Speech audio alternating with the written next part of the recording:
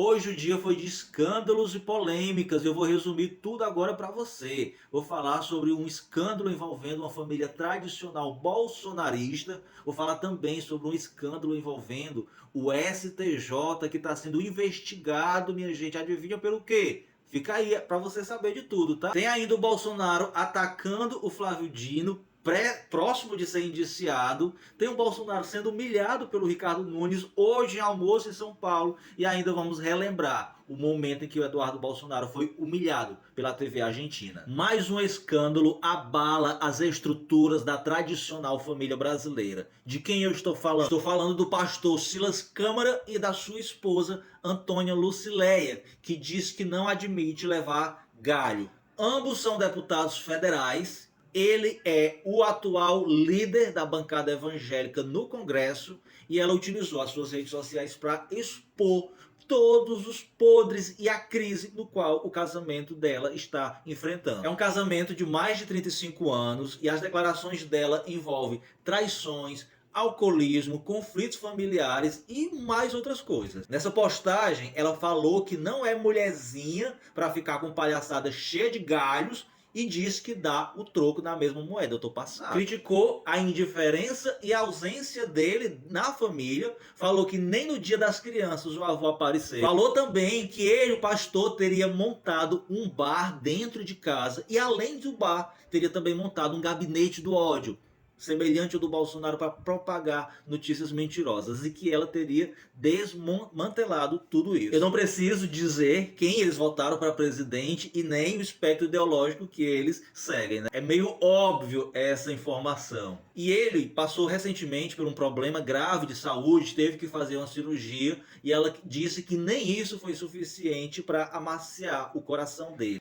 Abre aspas para ela: foste levantado entre os mortos, estás agindo assim com indiferença com quem te ajuda. Eu trago essa notícia só para vocês terem ideia do que acontece nos bastidores da extrema direita, da família tradicional brasileira que apoia o mito deles. Não tenho prazer nenhum em estar noticiando esse tipo de conteúdo, mas é porque essa galera arrota uma moralidade, uma santidade tão grande que dá vontade sim da gente mostrar para eles o que é que realmente eles são. Porque se um homem como esse está sendo indiferente, não comparece como pai de família em casa, alguma coisa supostamente ele possa ter encontrado melhor fora de casa. E supostamente, mais uma vez, deva tentar manter só as aparências, que é o que mais acontece dentro desses grupos. E aqui um recadinho para a esposa dele: acorde, acorde, você não precisa passar por isso e nem é da vontade de Deus que você esteja passando por isso. Existe um grande escândalo envolvendo um dos setores do poder judiciário brasileiro ocorrendo nesse exato momento e não tem quase ninguém da imprensa que está falando sobre isso. Vou te contar todos os detalhes, já peço para você compartilhar antes que mandem derrubar este vídeo. É o seguinte: a Polícia Federal ela está fazendo uma investigação altamente minuciosa e altamente sigilosa sobre o Supremo Tribunal de Justiça, tá? Não confunda Supremo Tribunal de Justiça com STF.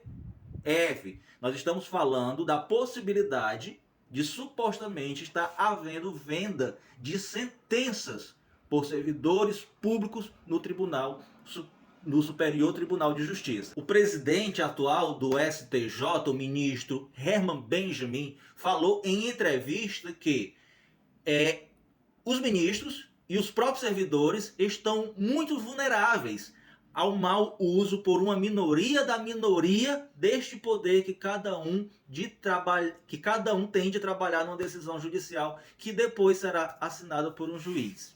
Vamos lá, algumas perguntas que precisam ser respondidas, tá? Afinal de contas, perguntar não ofende, tá?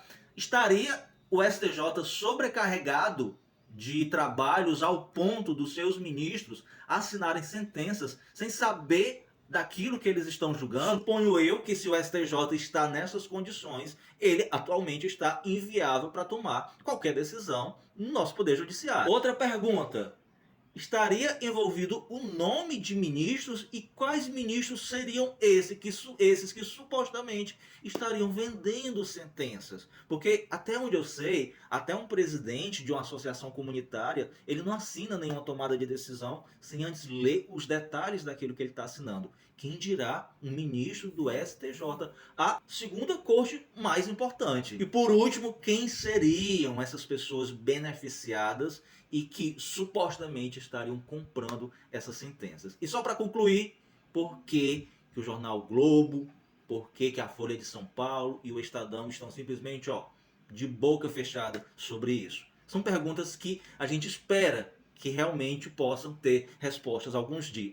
E só para concluir, a precariedade, para dizer o mínimo, do Poder Judiciário brasileiro, quem aí lembra da Pandora's Papers, um consórcio de jornalistas de vários países da América Latina que identificaram várias autoridades importantes envolvidas em escândalo de offshores. E aqui no Brasil nós tínhamos o então ministro da Economia, Paulo Guedes, e o então e atual presidente do Banco Central, Roberto Campos Neto, que simplesmente tinham dinheiro investido em paraísos fiscais nas Ilhas Virgens e no Panamá, respectivamente, cada um sem informar ao governo brasileiro e trabalhando direto com tomada de decisões que podem beneficiar a política cambial do nosso Brasil, ou prejudicar, e assim beneficiar os seus investimentos. Por que a Procuradoria-Geral da República arquivou as investigações contra eles? Por que o ministro Dias Toffoli do STF também